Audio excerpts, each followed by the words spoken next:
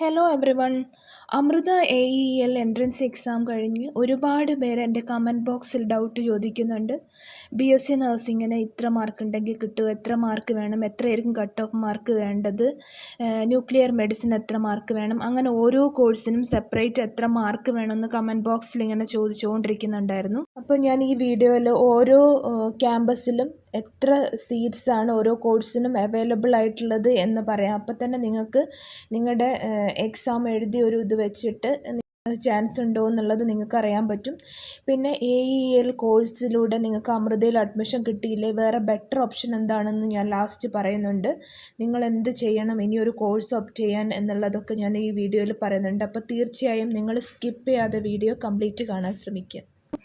അപ്പോൾ ആദ്യമേ പറയട്ടെ, എക്സാമിൻ്റെ കട്ട് ഓഫ് മാർക്ക് വരുന്നത്, കട്ട് ഓഫ് മാർക്ക് ഒരിക്കലും അമൃത ഇൻസ്റ്റിറ്റ്യൂട്ട് പബ്ലിഷ് ചെയ്യാറില്ല.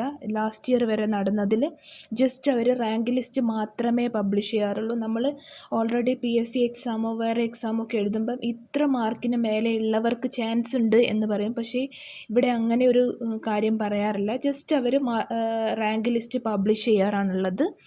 പിന്നെ ഓരോ കോഴ്സിനും സെപ്പറേറ്റ് റാങ്ക് ലിസ്റ്റ് ഇല്ല. എല്ലാ കോഴ്സിനും കൂടെ ഒരൊറ്റ റാങ്ക് ലിസ്റ്റേ ഉള്ളൂ. എന്നിട്ട് ഓരോരുത്തരും ഓപ്ഷൻ വെച്ചതനുസരിച്ച് നിങ്ങൾക്ക് നിങ്ങളുടെ ഓപ്ഷൻ ഓപ്റ്റ് ചെയ്തെടുക്കാം.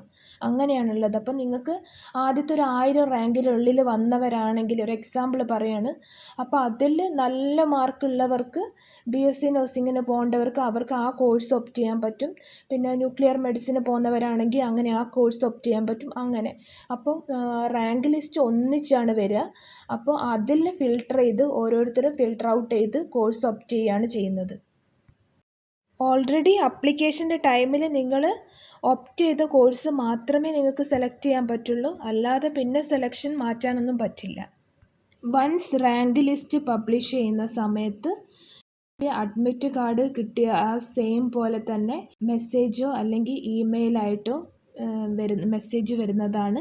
ആ സമയത്ത് ആ ലിങ്ക് ക്ലിക്ക് ചെയ്തിട്ട് നിങ്ങൾക്ക് ലോഗിൻ ചെയ്ത് നിങ്ങളുടെ റാങ്ക് ലിസ്റ്റ് നിങ്ങൾക്ക് ലഭിക്കുന്നതാണ്. നമുക്ക് ഓൾറെഡി എത്ര സീറ്റ്സാണ് ഓരോ കോഴ്സിനും അവൈലബിൾ ആയിട്ടുള്ളത് എന്ന് നോക്കാം. അപ്പോൾ തന്നെ നിങ്ങൾക്ക് മനസ്സിലാവും നിങ്ങൾക്ക് കിട്ടാൻ ചാൻസ് ഉണ്ടോ ഇല്ലയോ എന്നുള്ളത്. അപ്പം BSc നഴ്സിങ്ങിന് ടോട്ടൽ 300 സീറ്റ്സാണ് അവൈലബിൾ ആയിട്ടുള്ളത്. 300 to 350 സീറ്റ്സ് വരെ അവൈലബിൾ ആണ്. അതിൽ 200 to 250 ഫരീദാബാദിലാണ്. കൊച്ചിയിൽ ഓൺലി 100 സീറ്റ്സ് മാത്രമേ അവൈലബിൾ ആയിട്ടുള്ളൂ. അപ്പം BSc നഴ്സിങ്ങിന് തന്നെ കൂടുതൽ കാൻഡിഡേറ്റ്സ് ഉണ്ടാവാറുണ്ട്. അപ്പം ഇത് നല്ലൊരു കോമ്പറ്റീഷൻ ഉണ്ടാവുന്ന ഒരു കോഴ്സാണ് BSc നഴ്സിംഗ്. പക്ഷേ അതിൽ കൂടുതൽ respiratory technology, cardiac perfusion technology, cardiovascular technology, emergency medical technology എന്നിവയ്ക്കൊക്കെ 10-15 സീറ്റ്സ് മാത്രമേ പെർ ക്യാമ്പസ് അവൈലബിൾ ആയിട്ടുള്ളൂ. എനിക്ക് തോന്നുന്നു ഫരീദാബാദും കൊച്ചിയും തന്നെയാണുള്ളത്. അത് എനിക്കത് കൺഫേം അല്ല. ഞാൻ അതിൽ ലിസ്റ്റ് കൊടുക്കാം എവിടെയൊക്കെയാണ് ഏതൊക്കെ കോഴ്സ് ഉള്ളത് എന്ന്. അപ്പോൾ 10-15 സീറ്റ്സ് മാത്രമേ അവൈലബിൾ ഉള്ളൂ. അപ്പോൾ നിങ്ങൾക്ക് മനസ്സിലാവും ടോട്ടൽ 10-15 സീറ്റ് കിട്ടാൻ വേണ്ടി എത്ര കുട്ടികൾ എക്സാം എഴുതിയിട്ടുണ്ടാവുമെന്ന്. പിന്നെ ന്യൂക്ലിയർ മെഡിസിന് 10-12 സീറ്റ്സ് മാത്രമേ പെർ ക്യാമ്പസ് അവൈലബിൾ ആയിട്ടുള്ളൂ. Physician assistant, operation theatre technology, dialysis therapy technology, anaesthesia technology, അങ്ങനെയുള്ള എല്ലാ കോഴ്സിനും 15 to 20 സീറ്റ്സാണ് അവൈലബിൾ ആയിട്ടുള്ളത്. അപ്പം ഇതൊക്കെ ഒരു ടോപ്പ് ടയർ കോഴ്സസാണ്. ഇതിൽ കാൻഡിഡേറ്റ്സ് ഒരുവിധം കൂടുതൽ കുട്ടികൾ എഴുതിയിട്ടുണ്ടാവും. നിങ്ങൾ കേരളം മാത്രം കൺസിഡർ ചെയ്യരുത്. ഈ AEL എക്സാം കണ്ടക്ട് ചെയ്യുന്നത് നാഷണൽ ലെവലിലാണ്. നിങ്ങൾ അതിൻ്റെ എക്സാം സെൻറ്റർ കണ്ടിട്ടുണ്ടാവും. എല്ലാ സ്റ്റേറ്റിലും, ഒട്ടുമിക്ക എല്ലാ സ്റ്റേറ്റിലും തന്നെ എക്സാം സെൻറ്റർ ഉണ്ടായിരുന്നു. അതിൻ്റെ അർത്ഥം എക്സാം ഒട്ടുമിക്ക എല്ലാ സ്റ്റേറ്റിലുള്ള കുട്ടികളും അപ്ലിക്കൻസ് ആണ്, എക്സാം അറ്റൻഡ് ചെയ്തിട്ടുണ്ട് എന്നുള്ളതാണ്. അപ്പോൾ തന്നെ ഇതൊരു നീറ്റ് ലെവലിലൊരു കോമ്പറ്റീഷൻ ഇല്ലെങ്കിലും അത്യാവശ്യം കോമ്പറ്റീഷൻ ഉള്ള ഒരു മേഖല തന്നെയാണ് അമൃത യൂണിവേഴ്സിറ്റി. പിന്നെ കൊച്ചി സെൻറ്ററൊക്കെ കൊടുക്കുമ്പം മോസ്റ്റ്ലി സൗത്ത് ഇന്ത്യൻസാണ് കൊച്ചിയിലേക്കൊക്കെ അപ്ലൈ ചെയ്യുന്നത്. അപ്പോൾ കുറച്ചും കൂടി ഒരു കുറവ് കൊച്ചി ബേസ് ചെയ്തിട്ടൊക്കെ ഈ നോർത്ത് ഇന്ത്യൻസ് ആ സൈഡിലുള്ള എല്ലാവരും ഫരീദാബാദൊക്കെ ചൂസ് ചെയ്യുന്ന സമയത്ത് അവിടെ സീറ്റും കൂടുതൽ അവൈലബിൾ ആയതുകൊണ്ട് അങ്ങനെ ഒരു ചെറിയൊരു ചാൻസ് ഉണ്ട്. അപ്പം നിങ്ങളോട് ഞാൻ പറയുന്നത് എന്താണെന്ന് വെച്ചാൽ, നിങ്ങൾ ഓൾറെഡി ഈ എക്സാം എഴുതി ഇതിൽ വലിയൊരു ഹോപ്പ് വെക്കരുത്. ഓക്കെ, നിങ്ങൾക്ക് നല്ല ഈസി ആയിരുന്നു, നിങ്ങൾ നല്ല എക്സാം എഴുതിയിട്ട് നിങ്ങൾക്ക് ഓക്കെ ആയിരുന്നു എന്നുണ്ടെങ്കിൽ നിങ്ങൾക്ക് ഹോപ്പ് വെക്കാം. അല്ലാത്തവർ വലിയൊരു ഹോപ്പ് വെക്കണ്ട എന്നാണ് ഞാൻ പറയുന്നത്. കിട്ടുകയാണെങ്കിൽ ഓക്കെ, അങ്ങനെ ഒരു രീതിയിൽ എടുക്കുക. ഇത് നിങ്ങൾ ഒരുപാട് പേര് വലിയ ടെൻഷൻ അടിച്ചതുപോലെ എനിക്ക് തോന്നി. അപ്പോൾ നിങ്ങൾ ഇനി എന്താ ചെയ്യേണ്ടതെന്ന് വെച്ചാൽ, ഓൾറെഡി നിങ്ങൾ അമൃത യൂണിവേഴ്സിറ്റിയിൽ അപ്ലൈ ചെയ്തു. ഇനി നിങ്ങൾക്ക് ഒരു ചാൻസ് ഉള്ളത് LBS ആപ്ലിക്കേഷനാണ്.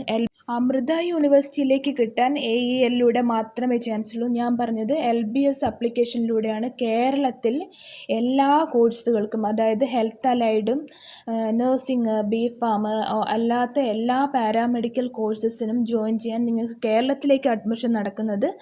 നിങ്ങൾക്ക് ഒട്ടുമിക്ക ആൾക്കാർക്കും അറിയായിരിക്കും, LBS ത്രൂ ആണ് അഡ്മിഷൻ നടക്കുന്നത്. LBS എന്ന് പറഞ്ഞാൽ അതിലൊരു പ്രത്യേക എക്സാം ആയിട്ട് കണ്ടക്ട് ചെയ്യുന്നില്ല. അപ്പം നിങ്ങൾക്ക് ജസ്റ്റ് അതിൽ നിങ്ങളുടെ +2 മാർക്ക് വെച്ചിട്ടാണ് LBS ത്രൂ നിങ്ങൾക്ക് അഡ്മിഷൻ എടുക്കുന്നത്. അപ്പോൾ നിങ്ങൾ ഇനി നെക്സ്റ്റ് LBS ത്രൂ അഡ്മിഷൻ എടുക്കാനുള്ള, ഞാൻ ഓൾറെഡി എൻ്റെ ചാനലിൽ LBSനെ കുറിച്ചൊക്കെ വീഡിയോ ഇട്ടിട്ടുണ്ട്. നിങ്ങൾക്ക് ചിലർക്കെങ്കിലും അതിനെപ്പറ്റി ഒന്നും അറിയാത്തവരായിരിക്കും. അപ്പോൾ തീർച്ചയായും നിങ്ങൾ ആ വീഡിയോ കണ്ടാൽ നിങ്ങൾക്ക് ഹെൽപ്ഫുൾ ആവും. LBS ത്രൂ അഡ്മിഷൻ എടുക്കാൻ നോക്കുക. അതിന് വേണ്ട ഡോക്യുമെൻറ്റ്സ് ഒക്കെ ഞാൻ ഓൾറെഡി അതിൽ പറഞ്ഞിട്ടുണ്ട്. അപ്പോൾ അതുപോലെ അഡ്മിഷൻ എടുക്കാൻ നോക്കുക. അപ്പോൾ നിങ്ങൾക്ക് കേരളത്തിലുള്ള ഗവൺമെൻറ്റിലേക്കാണെങ്കിലും പ്രൈവറ്റ് കോളേജസിലേക്കാണെങ്കിലും നിങ്ങൾക്ക് അഡ്മിഷൻ കിട്ടുന്നത് LBS ത്രൂ ആണ്.